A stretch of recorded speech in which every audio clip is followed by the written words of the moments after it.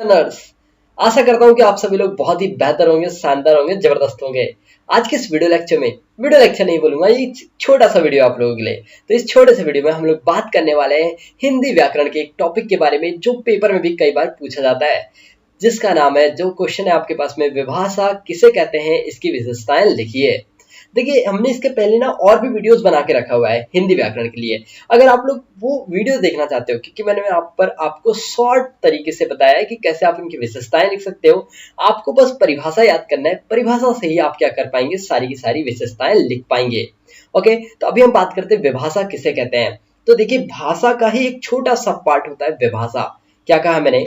मान लीजिए ये एक बड़ा बॉक्स है, इस बॉक्स के अंदर एक छोटा बॉक्स है, तो आप कह सकते हो ना कि बड़े बॉक्स का एक हिस्सा है छोटा बॉक्स, तो ये है विभाषा। ये क्या है आपके पास में? विभाषा है।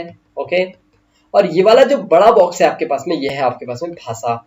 इतनी बात आपके दिमाग में बैठ गई होगी कि भाषा के ही अंदर एक सब पार्ट होगा जिसको हम विभाषा कहते हैं। क्या कहते हैं? विभाषा कहते हैं। अब समझिए विभाषा, विभाषा की परिभाषा बताता हूं। इसे विभाषा या उपभाषा भी कहते हैं, तो हम कह सकते हैं इसे हम उपभाषा भी कहते हैं। भाषा की उप वाली उसको बोलते हैं उपभाषा। एक प्रदेश में अथवा प्रदेश के किसी भाग में सामान्य बोलचाल, साहित्य आदि के लिए प्रयुक्त या उपयोग होने वाली भाषा को ही हम क्या कहते हैं? विभाषा कहते हैं। सबसे आसान परिभाषा बता रहा हूं, इससे आसान आप लोगों को शायद ही देखने मिले। हमने क्या कहा कि एक प्रदेश में या प्रदेश के भाग में सामान्य बोलचाल और साहित्य आदि के लिए यूज होने वाली जो भाषा होती है उसको हम लोग कहते हैं विभाषा। क्या कहते हैं? विभाषा कहते हैं। इसे आप एक प्रकार से क्षेत्रीय भाषा भी कह सकते हो कि अपन लोगों ने क्या किया, लोकल लैंग्वेज बना दिया एक। जैसे मान लीजिए मैं निमाड़ से रहता हूं तो निमाड़ी हो गई, ठीक है। हमारे मध्य प्रदेश में क्या चलती है? हिंदी चलती है, लेकिन मैं निमाड़ी एरिया से रहता हूं तो निमाड़ी बोलूंगा, ठीक है। अगर मैं बालाघाटी एरिया से रहता हूं तो बालाघाटी बोलूंगा। तो ये आपको समझ में आना चाहिए कि यार एक बड़ा प्रदेश है, उसके अंदर जो छोटे छोटे सब पार्ट है, उनमें जो जो भाषा यूज की जा रही है उनको बोलते हैं हम लोग क्षेत्रीय भाषा या फिर उपभाषा।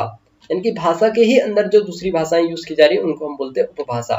अब देखो, विशेषताएं लिखना है ना, तो विशेषताएं यही परिभाषा से हम उठा करके लिखेंगे। देखिए कैसे। विभाषा का क्षेत्र बोली से अधिक व्यापक किंतु भाषा से कम व्यापक होता है। व्यापक यानी कि फैला हुआ। कैसे फैला हुआ? जैसे मान लीजिए बोली है, बोली क्या होती है? थोड़े कम एरिया में होती है, ठीक है। जैसे कोई गांव है, वहां पे यूज कर रहे हैं वो लोग, तो बोली से इसका थोड़ा लेवल ज्यादा होगा, यानी कि ये थोड़ी ज्यादा उपयोग की जाएगी, लेकिन भाषा से थोड़ी कम उपयोग की जाएगी। दूसरा विशेषता देखिए इसका, दूसरी विशेषता है विभाषा मात्र साहित्य एवं बोलचाल तक ही सीमित है। कहां तक? साहित्य और बोलचाल तक ही। इसको आप राष्ट्रभाषा की तरह उपयोग नहीं कर सकते हो। नेक्स्ट देखिए, यह किसी प्रदेश के बड़े हिस्से में सामाजिक व्यवहार या साहित्य में प्रयोग की जाती है। अब देखो भाई साहब, मान लीजिए यह है एमपी, ओके, यह है बड़ा वाला एमपी एरिया। इसके अंदर में छोटे छोटे क्या है?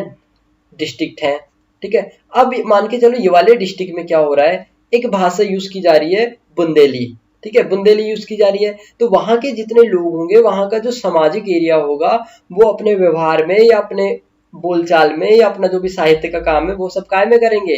वो अपनी लोकल लैंग्वेज में करेंगे, बुंदेली में करेंगे। लेकिन जब हम मध्य प्रदेश की बात करेंगे, एमपी की बात करेंगे, तो यहाँ पे हमको क्या यूज करना होगा? हिंदी यूज करना होगा।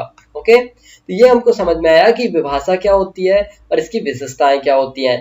आई होप डियर कि आप लोगों को ये विभाषा का कॉन्सेप्ट बहुत अच्छे से समझ आ गया होगा। ऐसे इंटरेस्टिंग वीडियोस देखने के लिए आज जो इंस्टीट्यूट चैनल को सब्सक्राइब करें और उस बेल आइकन को दबाना ना भूलें, ताकि आप ऐसे लेटेस्ट वीडियो का नोटिफिकेशन मिस ना कर पाए।